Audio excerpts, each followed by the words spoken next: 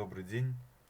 В ремонт попала очередная кассетная дека. На этот раз это радиотехника МП-7301 стерео. Эта дека изначально шла в комплексе с тюнером, проигрывателем винила и усилителем. Радиотехника У-101. Эта дека обладает наихудшими отзывами среди всех, кто имел с ней дело. В чем ее главная проблема? Ну, скорее в том, что дека все-таки подразумевает какую-то серьезность. В данном случае у нее стоит лентопротяжный механизм. Скорее из какого-то третьеклассного аппарата. Ну, начиная там с пластиковой втулки Тонвала и далее по списку. В принципе, в ремонте она относительно несложная, но может доставить большие проблемы.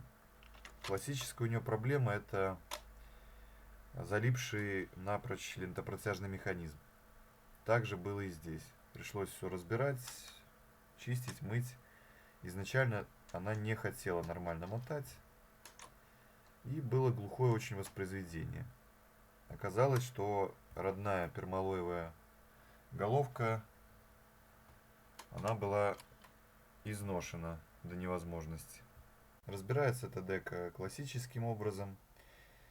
Снизу снимается сначала нижняя панель, кожух деревянный, тем самым освобождается. Ну, далее немножко сложнее. Чтобы снять вот этот лоток с лентопротяжным механизмом, нужно сделать следующее. Ну, во-первых, шлейф отключить, чтобы он вам не мешал. Если вы хотите полностью ее снять, тем более он бывает даже перегибается. В моем экземпляре такой проблемы не было. Далее вот нужно снять вот эти штырьки. Видите, пружина крепится к таким специальным штырькам, которые не дают этому лотку вывалиться. Ну и саму пружину тоже надо снять. Снять не сложно, а вот поставить назад бывает уже проблематично. То есть, чтобы она встала в эти все пазы. Когда вы достаете, они застревают между шасси и передней панелью, и очень сложно их достать. Ну вот последний остался. Вот еще снимаем эту крышечку. Нелюбимый, скажем так, многими лентопротяжный механизм венгерский. Здесь очень такие сомнительные есть узлы.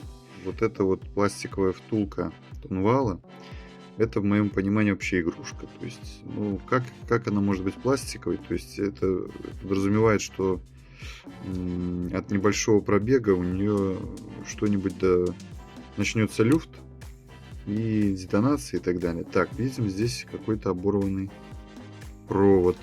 Еще заметил, что головка имеет громадный износ. Видим, да? Хоть и не очень фокусируется, но не знаю, как она будет играть. Запущу, но думаю, что ужасно. Она уже крученная, вижу. Хотели что-то с ней делать, как-то поднастроить.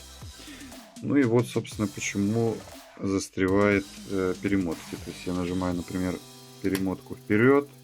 Вот видим, как долго узел двигается. Вот сейчас еще раз покажу. Вот я нажимаю перемотку. Видите, как это больно ему, плохо. И даже, по-моему, он не до конца доходит. Ну, по-хорошему, надо вообще все разбирать и менять. Но мне, если честно, настолько не хочется это делать с ним, что пока что постараюсь ограничиться пасиком, чтобы просто запустить его, по крайней мере.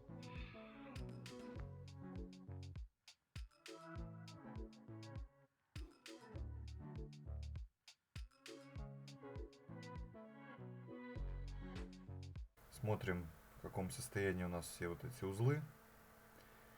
Снял для того, чтобы обновить смазку, почистить. Помним, что у нас проблема, что все очень затруднительно двигается.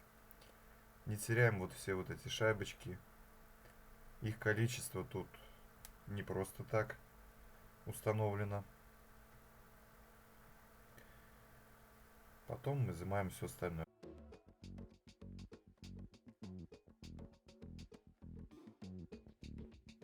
Я снял плиту с головками для чистки и замены головки, воспроизводящие, универсальные точнее. Вот этот узел, кстати, который никак не хотел нормально прижиматься, пришлось немножко пружинку укоротить. Это маховик, чистка, естественно. И вот этот пластиковый элемент крепления, он оторвался. Либо я, когда его снимал, либо он уже был ослабшим, но пришлось его приклеить, потому что из-за этого маховик не хотел стоять на своем месте. Пасек, видим, принял яйцеобразную форму, но, к сожалению, за неимением другого пришлось его оставить. Он был еще не потресканный, поэтому еще походит, что называется. За неимением лучшего сойдет. Далее, в него сгнили вот эти вот тормоза. Пока что отдел резинку. Здесь то же самое, скоро он отвалится. Наверное, тоже сейчас поменяю. И посмотрю, как он будет вживую работать. Вот новая голова, кстати. Подсобрал все декоративные панели протяга. Сейчас перед заменой конденсаторов, в принципе, про них мне хозяин-владелец ничего не говорил. По идее, менять надо. Особенно вот эту вот мелочь точно. И тут вот, смотрите, видим визуально, что он даже визуально потек, по-моему. Там вот какая-то грязь, видите, какая? Что еще можно сделать без вмешательств в электрическую часть? Вот эти вот ролики почистить, смазать, вот эту всю грязь удалить. Смотрите, чтобы у вас все это открывалось как-то корректно. Потому что выпрыгивает она, очень небрежно. Просто как, не знаю, там, затвор автомата. То есть никакого демпфера, ничего тут нет в природе. Можно поэкспериментировать, попробовать помазать вот эти вот моменты, где ходят ролики какой-то липкой смазкой там. Поэтому так, просто как эксперимент. В оригинале тут обычная такая циатимая литолообразная смазка. Ей, наверное, я и помажу пока.